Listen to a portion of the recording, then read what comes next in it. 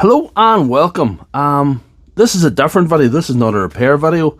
I'm going to tell you what it's all about right now. There's basic knowledge of tools out there that a lot of people don't know. I find that as somebody who's a real tool enthusiast and a amateur repair weekend warrior for years, I find it bizarre that people don't know this, but I've decided to show you anyway. If you know a lot about tools, this video is not for you, so scroll on, go and watch one of my videos about fixing a battery or something. So here we go. Right, so here we've got 4 different brands of drill and their respective batteries. There is basic knowledge regarding this basic tool with the battery that a lot of people don't know. It did surprise me, but I had a real think about it and I thought I'm going to do a video on it. There is a tab on my studio app which shows me what my viewers are watching. It says how to remove a battery from a Bosch drill, and it's got very high interest from my viewers. Now my first initial reaction was that's a surprise, because the knowledge is basic, and then I had a complete rethink.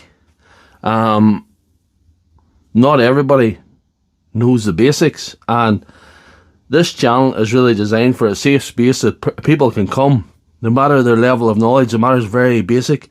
They can come and ask me any question, and they'll not be scoffed at, laughed at, judged, or bullied over the head of it. I later scrolled on and realised that, look, how to take a battery off a Milwaukee drill, how to take a battery off a DeWalt drill, and these are all very high interest topics. So we'll start off with the one that people said. There's the battery in the Bosch drill. There's a button in the front and you press that and slide it off. That's number 1. And also, same with the Makita drill. Push the button down, slide it off. Same with the DeWalt drill. Push the button down, slide it off. Same with the Parkside drill. Push the button down and slide it off. I do Parkside content for one reason, because these guys are coming from a non-professional point of view, and sometimes it's not their thing tools. They just like to try and do things themselves, and it's the same thing. Just basic knowledge, and have respect for people out there on the internet, I think. Milwaukee is slightly different because the buttons are on the sides. Again, you push them and slide it off. Now I know some people out there will scoff at this video and put all sorts of cheeky comments on, but if you have any basic knowledge, you will know that. But there's no point in looking down the guy that doesn't.